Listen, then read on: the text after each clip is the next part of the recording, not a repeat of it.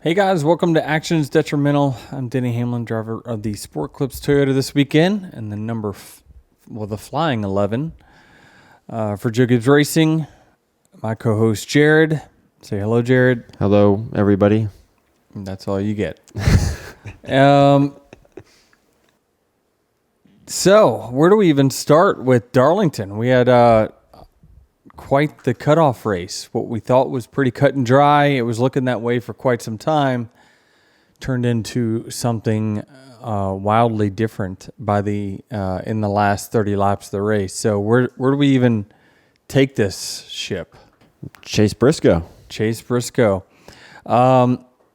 Certainly didn't see this coming. I'm not sure how many top fives Chase had this year. It didn't seem like very many, but he was always kind of right, or he was around in the bubble field there, kind of midsummer, and then it kind of tapered off to where you knew that short of like Bubba or whatever, they were going to have to win. He put himself in the category as going to have to win, and he did. Ran up front all race. I think this was the key really was him having a good qualifying effort on Saturday and stayed up front. Was really fast in the short run and just kept that track position and kept himself in the game the whole race. And then, wow, we had a awesome race at the end. Some wild restarts. Certainly things got, kind of tussled around once the one stayed out. That was a big, big moment. And how that last few restarts played out and ultimately who won the race. Yeah. Back to your Chase Briscoe stats, 3 top fives this season. So that's actually more than I thought. Really? Yeah. I mean, I don't know where they came, but I just didn't remember really them being up front a whole lot, but still they were, it seemed like they've been the Stewart-Haas car that has had the most solid finishes all year long. New Hampshire and Darlington. Oh, okay. So 2 Darlingtons. Oh, so both Darlingtons. So they were good in the spring. So they had something there. So we didn't see that coming. Maybe they did. So they put it all together, and what a well executed race, and just a great job by Chase driving that 3 wide into turn 3 there. I guess in a way that's the beauty of this format, that if you can put together one race just from one. top to bottom, that's all one. it takes. Yeah, it just takes one race, no doubt about it. And you kind of heard comments from Buescher afterwards, like, we beat these guys all year long. They beat us one race, and now they're in. I understand, but it is what we signed on for with this format many years ago. So it's created certainly. We've got probably 5 guys in there that weren't going to make it in on points, but did through the win in your end system. Yeah, looking at the playoffs, only the top 10 cars on points made in the playoffs. And you think about the field, right? There's 4 very good Gibbs cars. There's 4 very good Hendrick cars. There's at least 2 very good Penske cars. Like the field to get in, you either have to be top 10 in points or you're going to have to enter a season thinking that you're going to win. Yeah, you forgot your headset. I'm back. I was wondering why does this feel so different? But yeah, I hear things now. I don't know. I just drove back, y'all. It was a long trip back. Yeah, I mean, certainly, the field is kind of spread out. You do have all 4 Hendrick, all 4 JGR cars, and then you got some, 1 or 2 from each organization here or there, a couple Penske cars. So it's going to be a wild playoffs, no doubt about it. I think the schedule more lends itself to being, pretty wild playoffs more than anything. But looking at the top 10, the cars that made it, I'm saying those cars because I'm penciling them in every year. Is that okay? These 4 Gibbs cars are going to be in contention for the top 10 in points. These 4 Hendrick cars are always going to be good. These at least 2 Penske cars, the 12 and the 22, are always going to be good. Where do you invest your money to be one of those cars, or to be a car that's going to win a race every year? If all the parts and pieces are the same, how do you break into that top 10 if you're not going to win a race? You just hope that you're in contention enough each week to be able to get a win, right? I mean, so, the thing about like the Harrison Burton, right? He wasn't in contention to win any races, but he won Daytona, right? Because it's a wild card race, which is one where, pretty much anyone with an engine and 4 tires rolling at the end has a shot to win. So, maybe the eggs are in that basket for them, because if you think about what it would take for the Wood brothers to be top contenders every single week, they would have to invest tons and tons of resources, lots of money. And there's still, as we can see now with this format, there's still no guarantee that you actually do make it. So it's almost better to, try to look up and get one at a super speedway, if you're thinking about it from a business standpoint, because unless you are one of those top teams that, we're investing because we're going to spread these resources amongst multiple teams, and those teams are going to perform week in, week out, and then have a shot to win more oftentimes than not.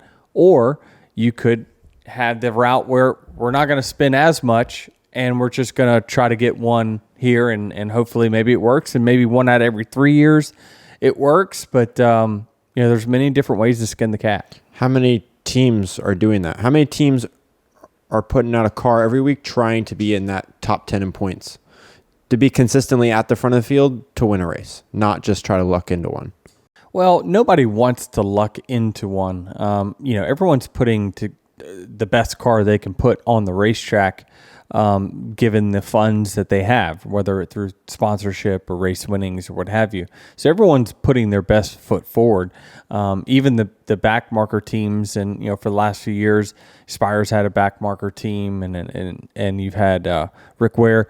Even those are starting to move forward, right? So everyone is getting better.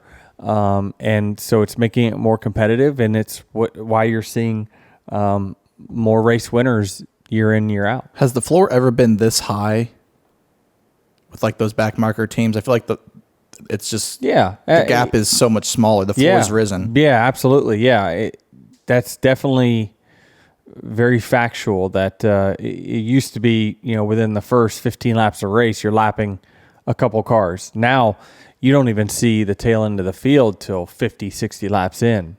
The field is that close nowadays. I think the whole win in you're in format.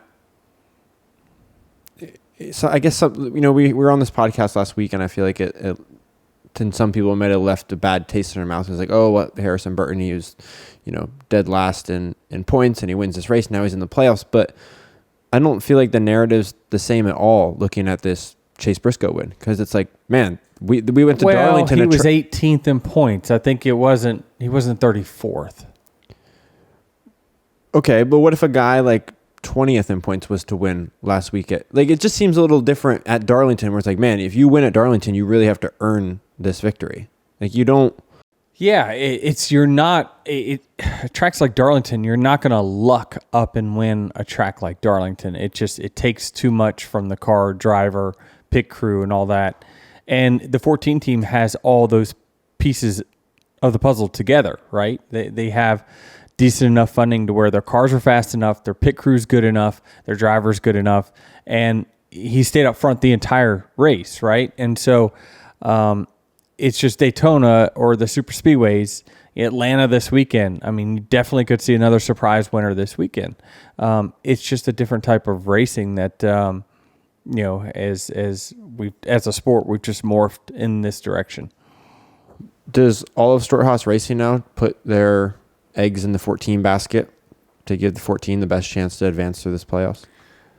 Yeah, I mean, I don't know what, I don't know exactly how it's run, so I can't tell you, what they could change to do that. But certainly, yes, their focus will be to, get the 14 up there as high as they can, make the deepest championship run that they can. But yeah, it's interesting. The 14 car, we go to some racetracks and they were really, really bad. When I say bad, like really, really bad. And some of the Stewart-Haas cars, I've seen it where they've been way off the pace. Like one or two of the cars would be way off the pace for a little while during a race, and then they come back and they finish okay.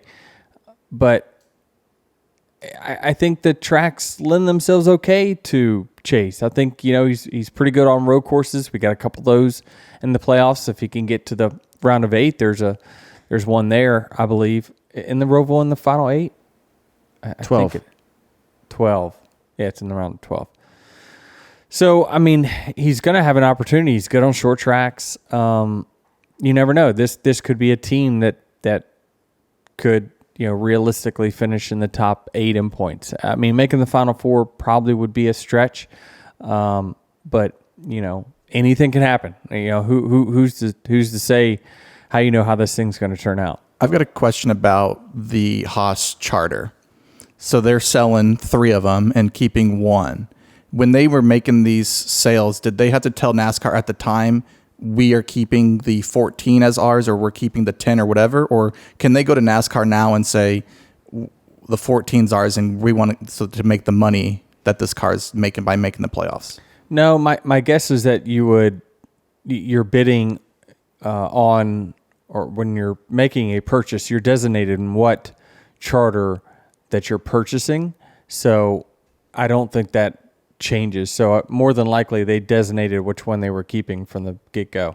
Hopefully they chose, for their sake, they chose 14. Yeah, if they didn't. It's just huge amount of difference. That the fluctuation of where that charter will be ranked, it certainly now has a much higher ceiling. Are you thinking about that as a team owner? Like, okay, here's these 4 charters for sale from SHR. There's X amount of races left in the season. I want to buy this one because this car may win Daytona or make it into the playoffs, increasing the value of the charter. Well, you kind of just go off of, I would think, what car is it? What is its history? What's its current ranking? And what do you estimate it will bring in for revenue over the next few years? It's based off of the 3-year running average of where you finish in the points.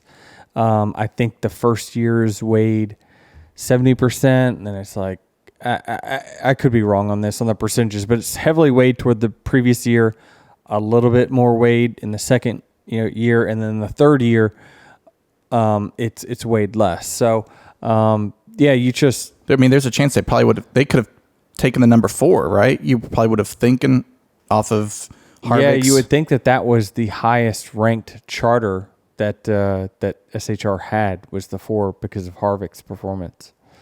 You would think so, because he's made the playoffs every year. Harvick did. Yeah, so it'll be interesting to see who got what. Yeah, I'm fascinated by listening to the teardown. They mentioned how post race last night, Greg Zipadelli had talked about that Ford had cut back on the resources given to Stewart-Haas. That is surprising. Laptops weren't working. Man. I wonder if they turn them back on now. Right. What now? What? Surely they got to be okay. Turn the system back on. Yeah.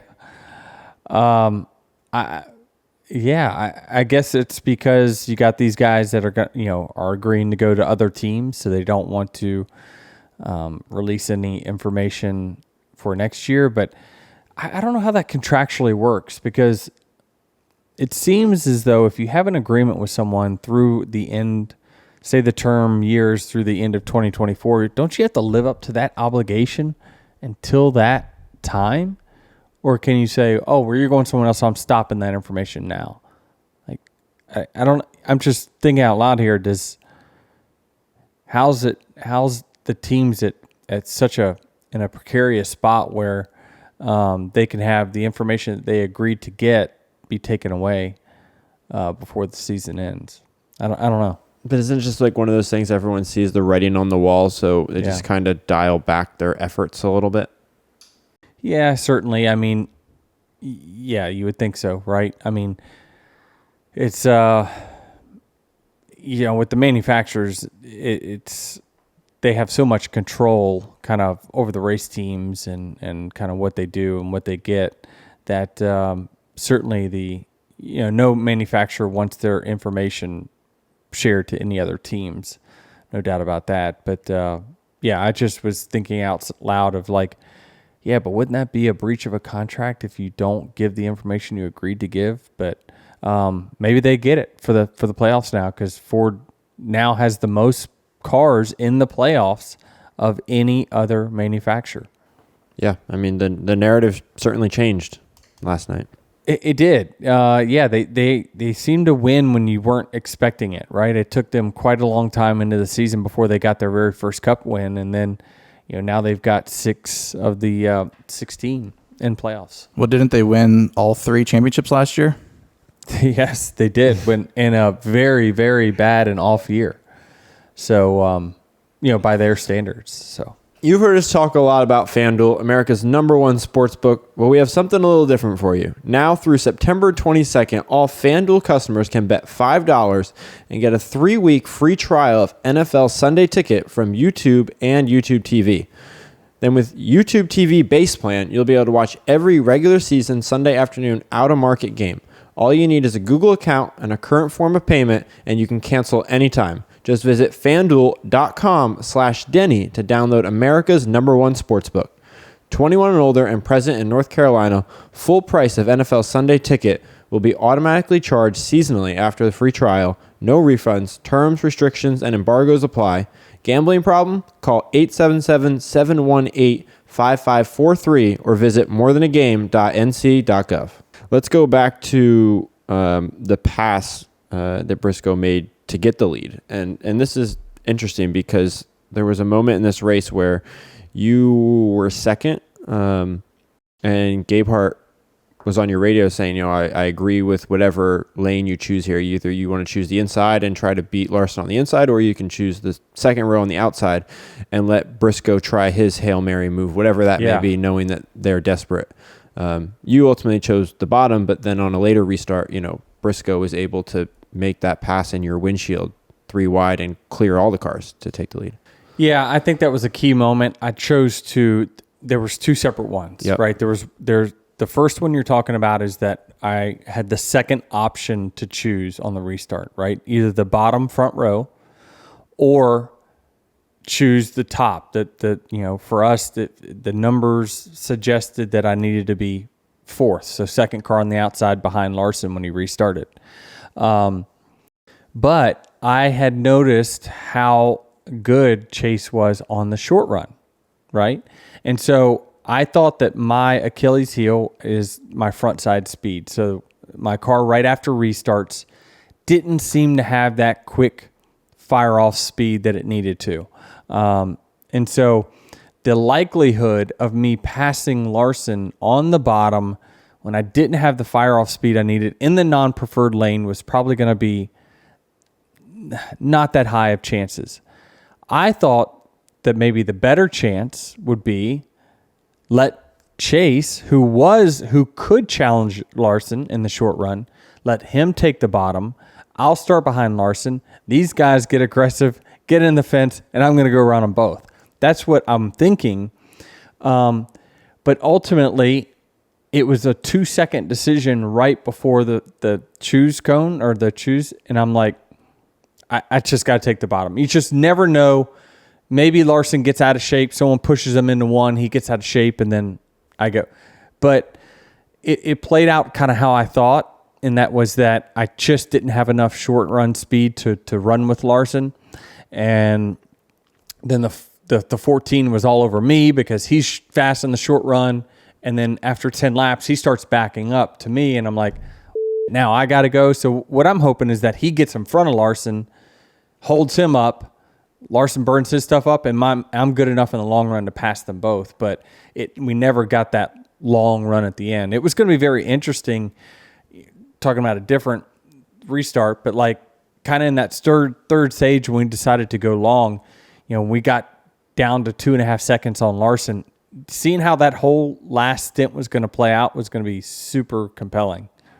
Yeah, those cautions ruined your strategy, basically, right? Yes, it did. And then there's another restart you were talking about. I chose to triple stack the bottom behind the one because I thought the one was going to get a really bad restart, and he didn't. He got a great restart, and that allowed actually the 54 to get to the outside of the 5. And so had to do it all over again, absolutely, I would have chose behind the one had I known he was going to get that good of a start. Well, and he stayed out. He's the only car that didn't pit. Yeah, I'm just thinking, right, he's going to go into turn one and just be an absolute sitting duck, and I'm going to be pinned behind him. And, that's what I don't want. And so I figured, okay, Larson's going to pass him into one. Then the 14's going to be right on his ass. That should put me right beside the one on fresher tires. I'm going to pass him into 3. That's how I'm thinking this lap 1 of the restart's going to play out. But we go into turn 1. I'm like, the 1 is clear? Like, holy cow. He got a better launch than he did when he was on sticker tires. So he certainly had better speed after those 9 laps on tires than what I expected. Yeah, if we're looking at your restarts there for a moment, it just seemed like you were voluntarily giving up positions. I know. It just, I thought 5th on the inside was better than 4th on the outside behind a car with no tires.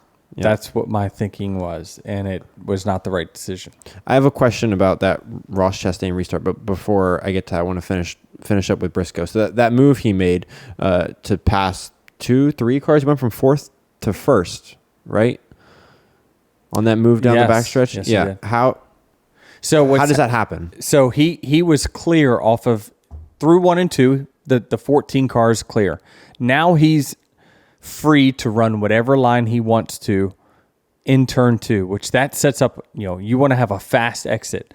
Well, he sees that the 5 and the 54 are side by side. Now the 1 is clear. Okay. He's going down the backstretch. Again, he's on to old tires, so he's not getting a super fast run down the backstretch. Right behind him is the 5 and the 54 side by side. And these cars are like parachutes when you get them side by side. So that allows, because they have so much drag, it allows that next car in line to get a huge run. Do you remember me and Larson at the front stretch at Michigan when Bubba came and blew by us both? Now, we were playing games there with each other trying to position ourselves, but that's the gist of it, is that third car in line who is not beside somebody will have a huge run if you stay side by side down any kind of straightaway. So they were slowing each other up, which is the 54 and the 5. Here comes the 14 with a huge slingshot into turn 3. Passes them both, and I think he did a great job moving up just enough where he forced Larson to get close enough to 1 where the 5 really needed to check up, or else it was going to cause a wreck. So he just put the 5 in at a decision there, being that he was, basically 7/8 of his car cleared. Right, and that's fascinating because Kyle's in this position in this middle 3 wide here, where he more or less, I guess, stays in it and potentially wrecks or checks up and hangs on to what at the moment was the regular season driver title. Yeah, I mean, it's interesting. Everyone up front was racing for something, right? I mean, I was in a position where with the 12 going out early, if I finish in the top 5, I get 2 more spots in the regular season. That's like 2 stage wins. Like, everyone had something that they were racing for. Kyle Busch and Chase Briscoe were obviously racing for a position in the playoffs, trying to win a race at the end. Kyle Larson was racing for the regular season championship. Tyler Reddick the same. Bubba Wallace up front, he's racing for his playoff spot. So everyone in the top 10, it still came down to where this race meant something for everyone, which is why you saw how aggressive everyone was. Maybe this is obvious, but on that Ross Chastain restart, I was surprised that he picked the outside lane. Now, obviously, that's the preferred lane, but him having tires that were worse off than Larson's, wouldn't he have wanted, in my mind, I would have thought he would have wanted the bottom so he could kind of control Larson in the corner? Like, if he needed to run him up the track a little bit, he could. Is the outside lane just that much better than the inside lane, regardless of the tire situation? In turn 3 and 4, it seems so, for sure. You want to be on the outside, certainly in turns 1 and 2. There's just so much momentum to be had. But I think that Ross, that they had no other options, right? They weren't going to win the race from where they were. They were, in the 20s earlier in the race. They just didn't have the pace, which has kind of been the trend of the one over the last year is they didn't have the pace that they had in 2022. They get some good finishes. They really do.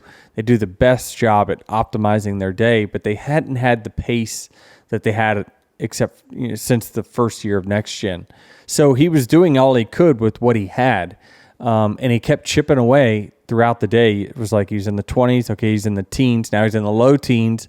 And then he found himself, would get a few restarts. All right, well, he's in a spot where he's right there, back half of the top 10, on the cusp of it.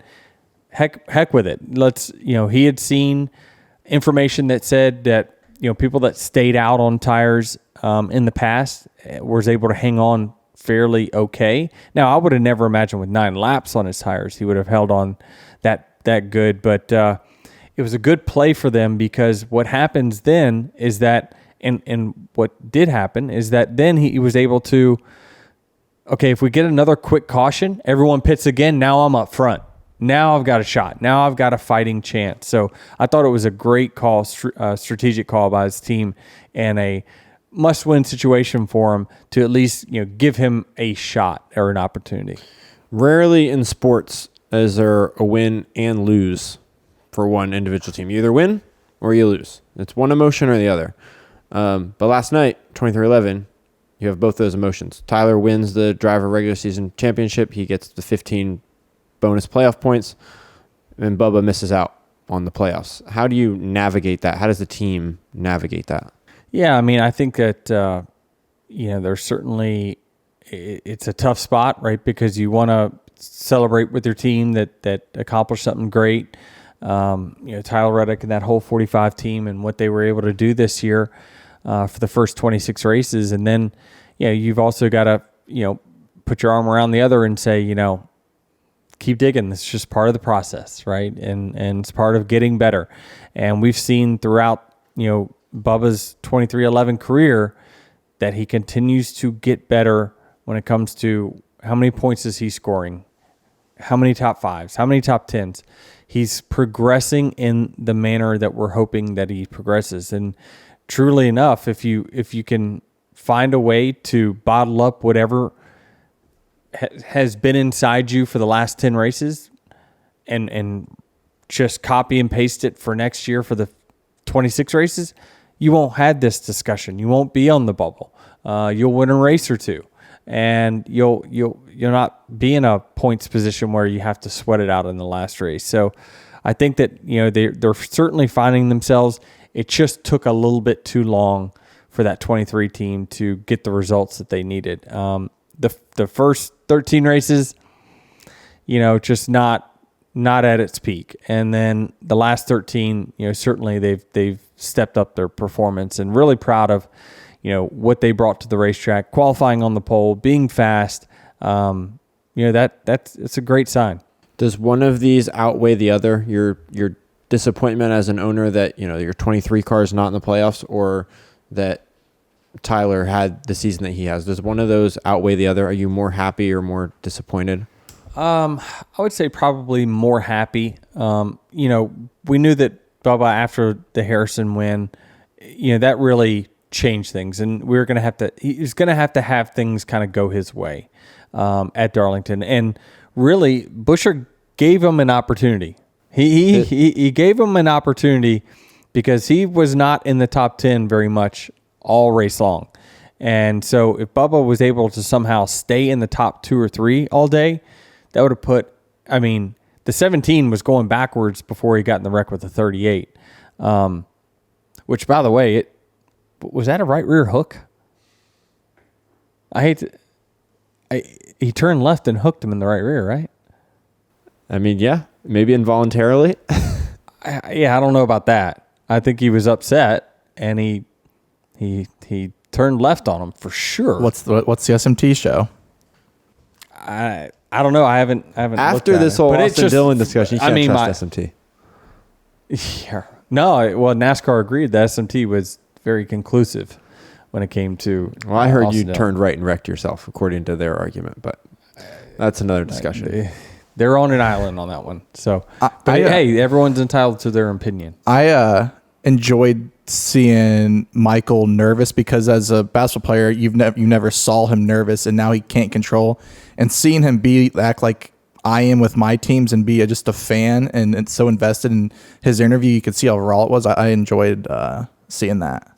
Yeah, it was watching it back. It was definitely interesting, and you could tell how nervous and into it he was. So it's fun, knowing that someone that has been in the most pressure-packed situations as a professional athlete. I think when I'm watching it, right, and when I'm out of races and I'm watching races conclude and I'm watching the 23 and the 45, you do get way more nervous because you can't control it.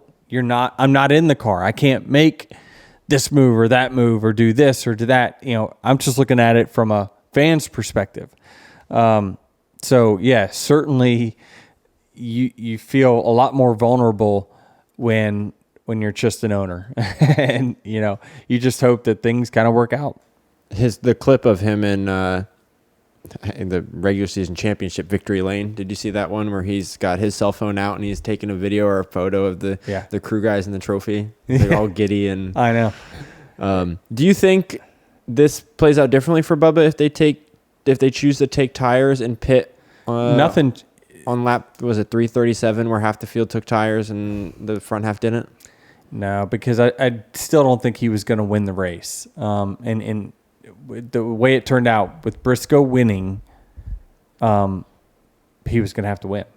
But Kyle Busch was the first car to take tires on that caution, and he had a shot to win it at the end. So like that decision. Yeah, but I'm not sure Bubba was ahead of Bubba wasn't ahead of Kyle at that time. Kyle was going to come out in front of him regardless. No, he was ahead of he was ahead. Mm-mm. No, because the caution. What lap was it, Travis? 323. There's a top 8. Bubba's in the top 8. Those cars don't pit. The cars behind him pit, and it was like, okay, we took the ball out of Bubba's hands because now he's on 3 lap older tires than this group of cars behind him, and Kurt Busch. And I think Christopher Bell were in that group. Kyle Busch. Lap 320.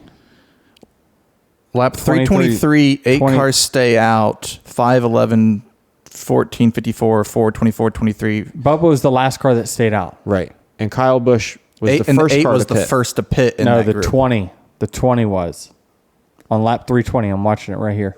Regardless, yeah, Kyle Busch could have been the second car to pit. He's able to drive up into the top 5 on those new tires, and he's ahead of. Yeah, ifs and buts. I don't know.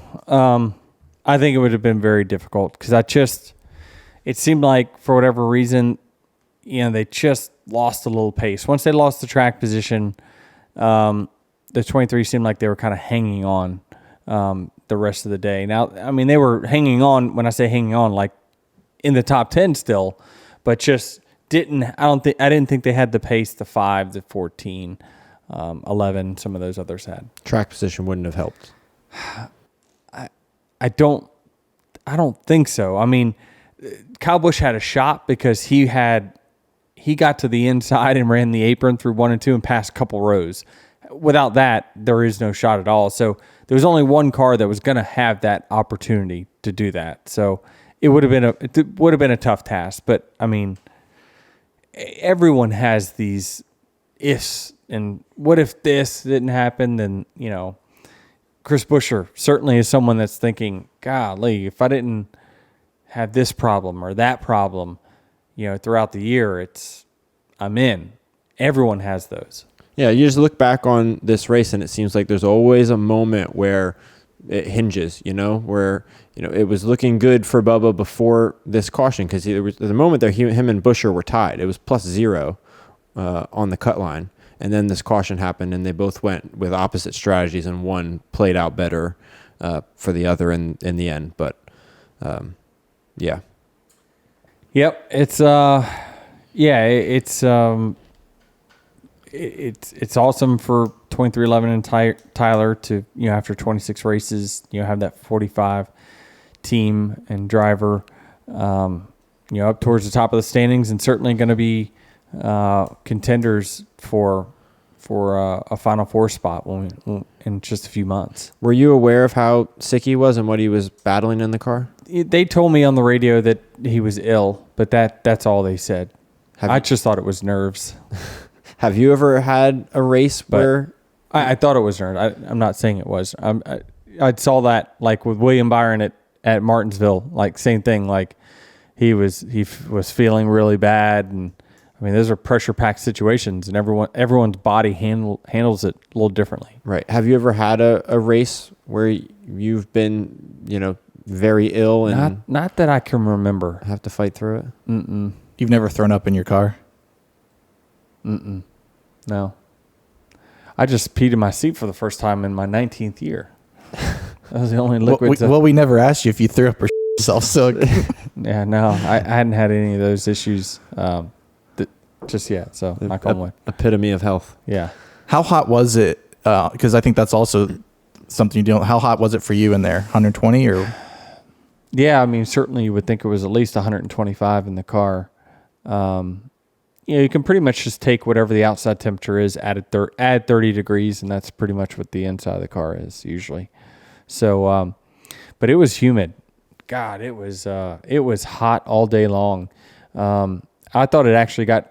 I don't know why. I don't feel the heat when I'm in the car. When I'm on pit lane, I'm hot. I can feel myself sweating. I'm warm. But as soon as I strap in, I do not. I just rarely ever get bothered by heat. Chris made me run my cool suit this week. I might be I run it maybe 10% of the time. But yeah, I felt fine after the race. And I just think that I just think over 30 years of racing, my body's just gotten used to being super, super hot. So, not that I'm immune to it. I've certainly had hot moments, but not here lately. What do you make of his performance? Clearly not feeling well, and to battle and to find a way. Adrenaline is such a funny thing. What'd you say? Flu game. Yeah, I saw that on social media. People trying to say that. Well, Jordan, we got the connection. Yeah, he was not feeling well, and I could tell. Even in his post-race interviews that he still wasn't 100%. So it's a battle. It's really, really hard. I think it's even harder to try to protect a lead than it is to say, I'm going all out. And I just think that, it's hard enough to stay up front because you're always going to want to manage your risk. Like, all right, let me not put myself in a bad position and end up getting wrecked. Right. And so, it's not feeling well, just adds to it. And I think that, I think he did tremendously well considering the pressure he was under to try to win the championship and then feeling bad on top of it. It certainly was not pleasant. With that being said, are you happy that Chris always deploys this strategy for you where you're never the one trying to hang on? It's always, okay, let's stay out longer here, and then I'm going to put you on new tires, and then you're going to go chase down I think it puts more pressure on me every time I come in the pits or come out of the pits, I'm 15th, I'm 20th. All right, I expect you to get back to second now. Like, I'm like, all right. Chris has a saying. He's like, don't mind the mule, just load the wagon.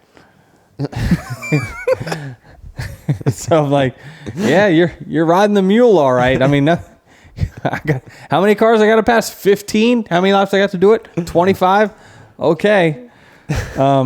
Yeah, they love putting me in that spot where, you'll go past those guys. I'm like, yeah, okay. But it did. I thought the strategies, that Chris had were great. It played into our strength. I tell you, I didn't think our car was quite as good. We had a stack up restart right after the first stage. And I think my car got damaged because it did not drive quite the same after that. But my strength, our team strength, our car strength, whatever it might be, has been, getting the most out of the car lap time wise when the tires are the hottest and the most worn out. So at a track where people were trying to undercut each other, which is undercut means you just pit one, maybe you got somebody 1 second in front of you. Well, new tires, you'll go run 2 seconds faster the first couple laps. If you pit 1 lap sooner than them, then that means so take wherever your car's at, place it 2 seconds in front of the person that didn't pit.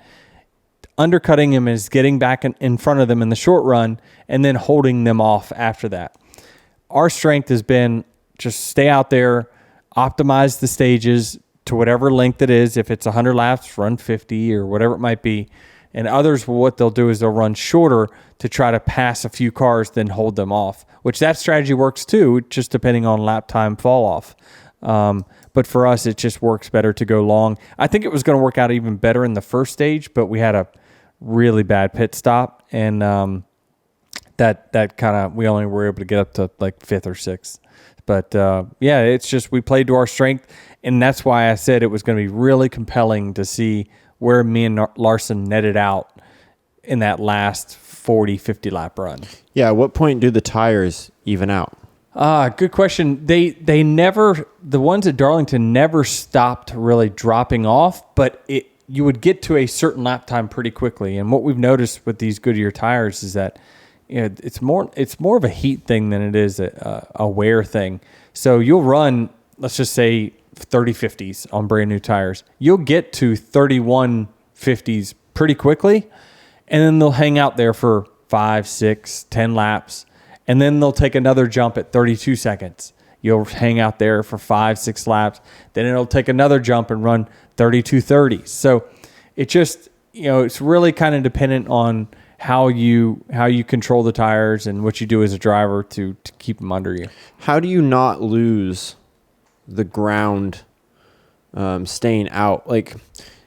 So if I stay out 7 laps later, right, and Yep. let's just pretend over that average of 7 laps, they beat me 1.5 seconds per lap. Yep. 7 times 1.5 is 10.5, Sure. Yep. right? Yep. Okay. So is that math right? Yeah. Yeah, it's simple. Yeah, so that's 10 and a half seconds that I'm going to have to make up during the next 40 lap run. Right. So essentially, I need to be, I'm going to run, when I come back out, I'm going to be running faster than them that entire 40 laps that I'm out there. I'm going to be running faster. But is it 10 and a half? Do I gain 10 and a half seconds of net time over that 40 laps? That's the strategy, right? You lose 10 and a half seconds for 7 laps. Can you make that back up over 40 laps? So this is all mathematically, Yes. Chris is already doing Yes. all this data that Right. he knows that this is But possible. he's making assumptions that I'm going to do my job and run the car a certain amount of lap time. When everyone else starts to fall off, that I'm going to be able to maintain a certain lap time. So if you get held up by a car, that throws it out. It can really, I Or a think pit if- stop. Absolutely. And what happens if someone runs along with you and you get caught behind them? Their prediction for where you were running, your lap time, and now it starts to drop off. They're like, holy shit, we got to pit because we're not going to make this time back up over the run because you're losing more time than what we estimated during this 7 lap period. But clearly there's not enough of those variables in play here that deters Chris from deploying this strategy. It's just numbers. It's just numbers, right? And again, if our car was a really good short run car and not a good long run car, we would have been on the shorts. We would have pitted short. But since the long run was our strength, we play into that by saying, okay, you guys go ahead and undercut each other and not optimize your full ET from beginning of stage to end. We're going to optimize ET and then just see where this all nets out. So, but because of cautions, you really didn't get to completely see it. Now, I think NBC did a good job of documenting in the first stage. While it didn't, he said, well, it didn't work out because we lost 5 seconds over where we were when we pitted the first time. Well, we had a pit stop that was 5 or 6 seconds slow. Now, the second time we did it, we gained that. We only ended, 5 seconds behind the leader where we were 10 to start. With all these wrecks that we see at the end of races, should you make sure that your car is always set up for the short run? Like, God, I know it's such a. I know we're sitting here on this podcast every weekend. It's like, caution this again, caution this again. I know it's hard to predict that, but yeah, you would think that you just want to do whatever you can to be fast in the short run. And if it goes long, you suck at the end, right? You're just going to drop. But it seems like more and more of these races are coming down to shootouts at the end. So I remember that's sort of kind of how, if I remember right, Joey Logano's very first championship at Homestead, he won that way, is that at a track where everyone really focuses on long runs. I remember interviews that him and Todd Gordon did back in the day, and they were like, we just came here saying we want to be as fast as we can for 5 or 10 laps. We want to be the fastest car. And then wherever it goes after that, it goes. And I remember he won a championship that way. That was the year where you're going to win the battle, you're not going to win the war, the whole Martin Truex thing. And he got to Homestead and you could tell in practice, it was like, wow, the 22 is fast in the short run, but he is terrible in the long run. But the race worked out. They strategized around how they thought the race was going to play out, and they won a championship that way. So you can play it that way, Travis, but you're going to need it to in that way. But it certainly seems like having short run speed really, really matters here lately with all these late race cautions. Yeah, I mean, you can play it either way, right? You can set your car up the opposite and hope the race plays out that way. Right. Did you cause the wreck on lap 345? I don't know about that. So I was looking at it. I'm watching, and I'm get underneath the 54 and 3 and 4, and I saw his interview where he was kind of upset. He was like, yeah, we almost got wrecked over there, and then we ended up getting wrecked over there. I'm not sure he knew that we were 3 wide, but I was in the inside of the 54, and I think he was right behind the 1. So I shoot the middle of the racetrack in 3 and 4, and then the 20 shoots bottom on me, and now we're 3 wide, and the 54, and the 1 starts coming down. So he's up at the wall with the 1, and then they start coming on the exit, and they just pull down, and I'm there, and when he pulled down, we made contact. And I'm like, I don't want any parts of this. So I back out. I hit the brake. And then here comes the 4. Shoot, I try to block the 4 from going 3 wide bottom because I don't want to put anyone in a bad spot. And then here comes the 4. He goes through the middle. And then I'm on the apron. I'm running as low as I can. And then I think me and the 4 got pretty close. I'm not sure if there was contact or not. And then the 4 just kind of washed right up into the 54. So certainly not ideal, and glad it all, the 54 ended up getting in. It's a bad spot for him to be in, no question about it. I think he might have been on older tires in that moment. Maybe not. No, I don't think he was. That was because he was just outside the 5 during that time. I think he was just fighting his car at that particular moment. And he was trapped behind the 1 that I didn't want to get trapped behind on that restart. But no, I was looking at it, and I was running in the middle of the track, and he just came on down, and we barely clipped left rear, and then that put us 3 wide when I checked up. And, there was just not enough room between all 3 of us. 3 wide entering turn 1 at Darlington. Good luck. It's just not ideal. And I think the 4 actually wiped out someone else earlier that same way where he slid up into somebody and put him in the fence. I can't remember what car it was. So you're not worried about having a new neighbor in the bus lot at Atlanta or anything? New neighbor? Yeah, and Ty's parked next to you. No, not at all. Okay, just checking. Yeah, but I think that's why Chase Briscoe's move was so impressive, because 3 wide seems so dangerous at Darlington that he made it work. Yeah, it's just for whatever reason, 3 wide is much easier into turn 3 than it is 1. I think it's just because the banking angle is so high in turn 1 that it just forces the bottom cars up the racetrack. Like gravity takes you there. But yeah, I was all 4 tires on the apron trying to give as much room as I could, but I got to make the corner. And so I felt like I left enough room up top, but the 4 needed more room clearly. Looking at the playoff grid, we've got Kyle Larson on top. He's got 40 playoff points, followed by Christopher Bell, 32, Reddick, 28, Byron, 22, Blaney, 18, Hamlin, 15, Elliott, 14, Kozlowski, 8, Logano and Cindric, 7, Suarez, Bowman, Burton, 5, Gibbs, Truex, 4. What are your thoughts going into this?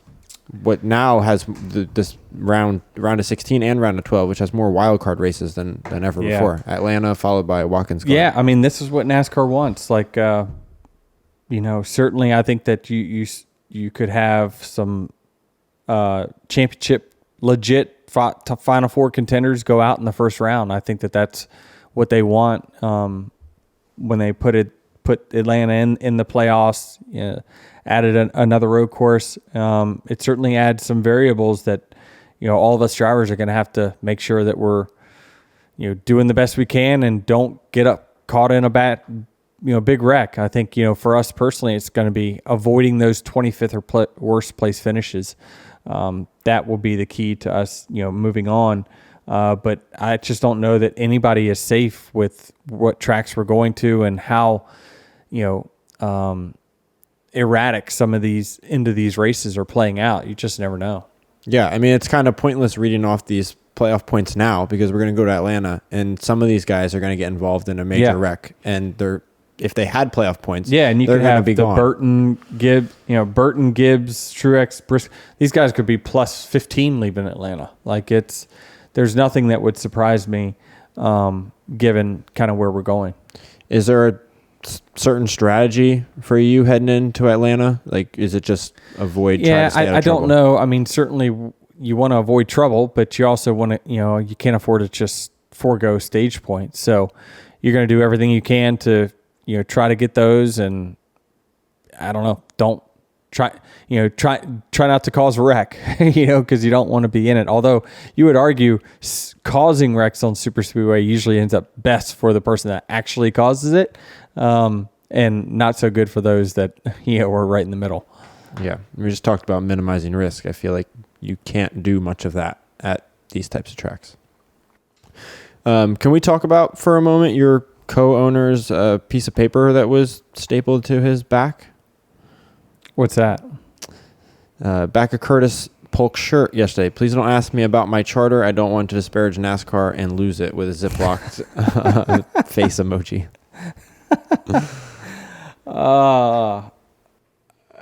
No, I really don't. I would choose not to speak about it, but I think that it kind of speaks for itself and kind of what certainly what.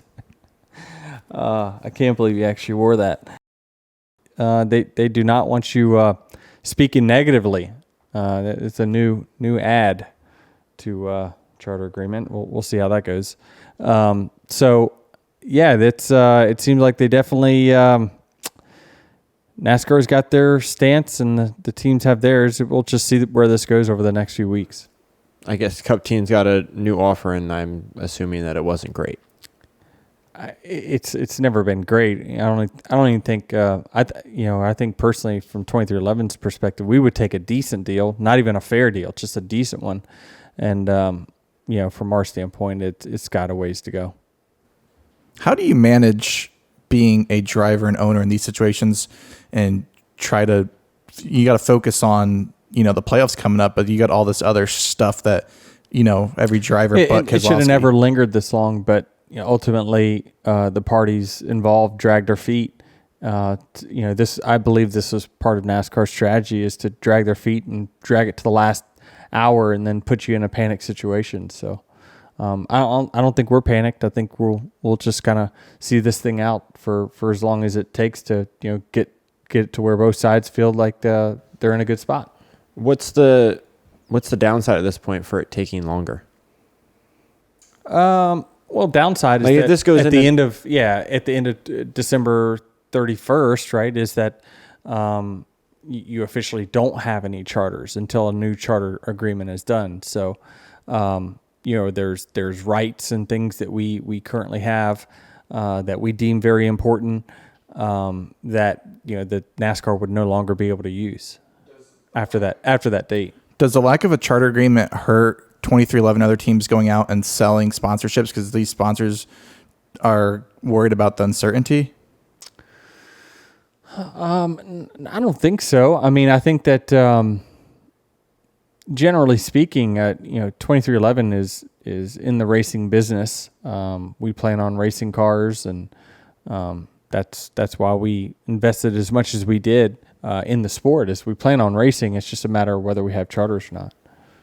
So next season, if you go into 2025 season without charters, or if there isn't a charter agreement done by then, this money that the 14 team just found themselves in by winning this race, the upgrading their charter and whatnot, that goes out the window. There's none of that. I don't know.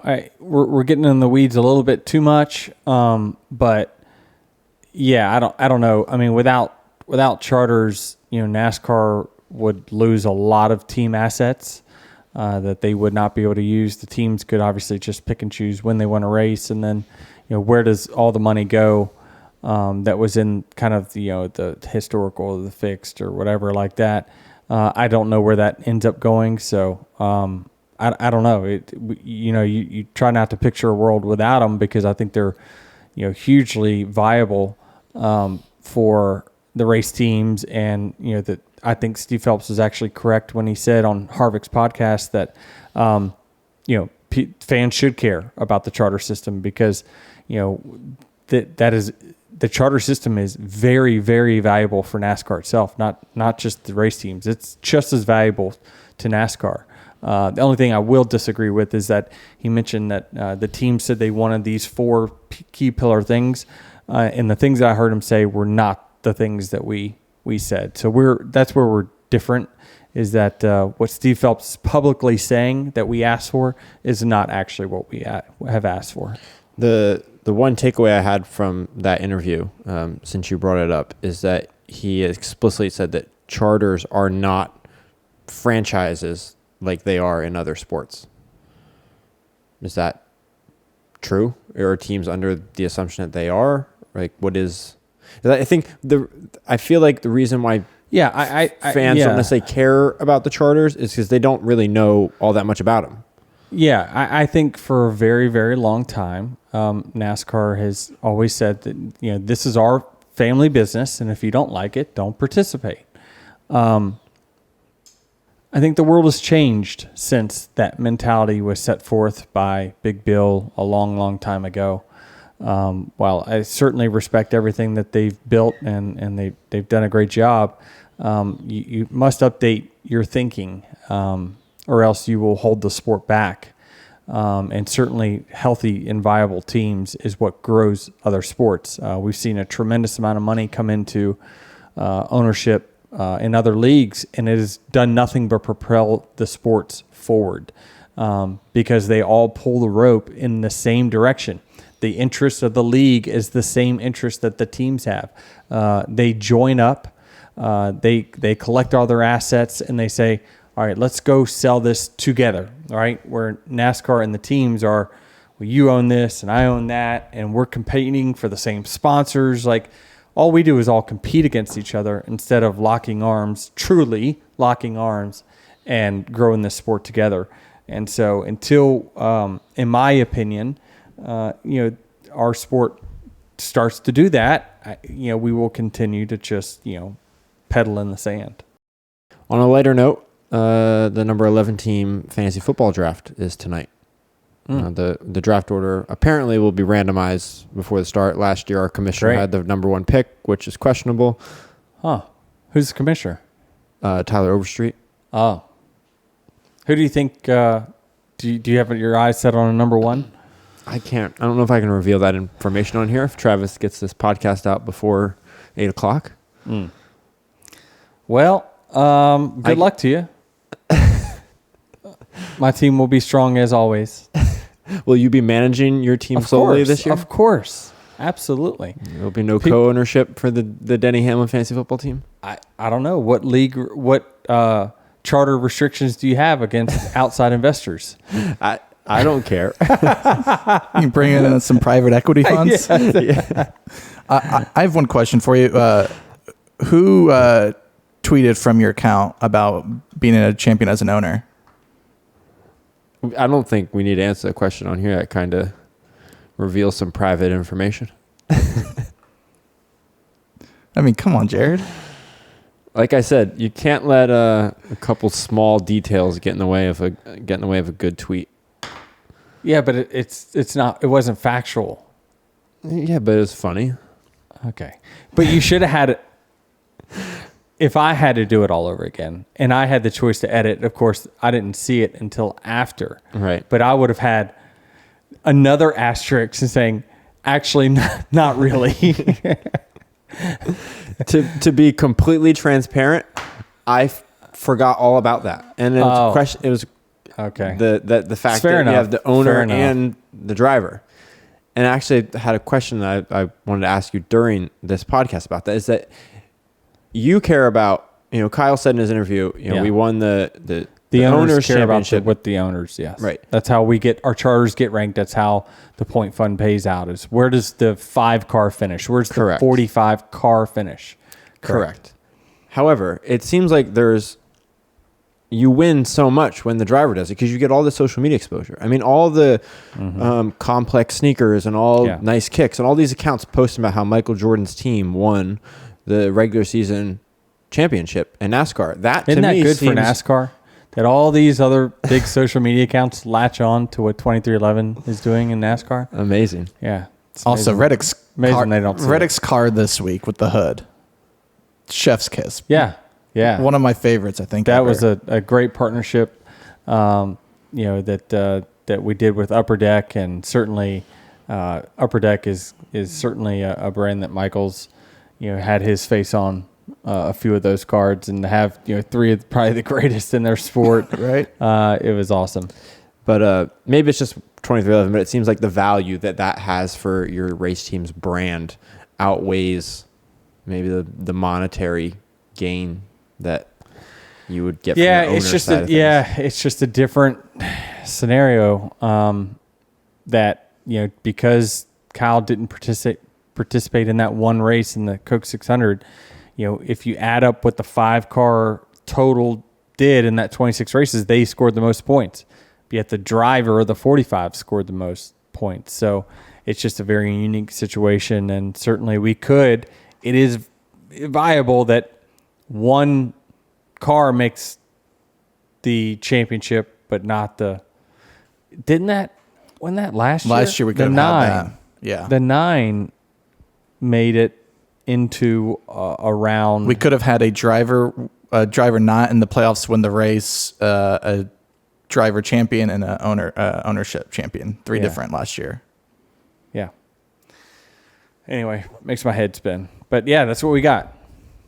So you'll have to keep an eye out throughout the playoffs of the 2 different sets of playoff standings. Yeah. Hopefully Good luck. Hopefully we don't need to, and it's the 11, and it makes it simplified. Absolutely. Well, on to Atlanta. We have a review. Oh, we do? Yes.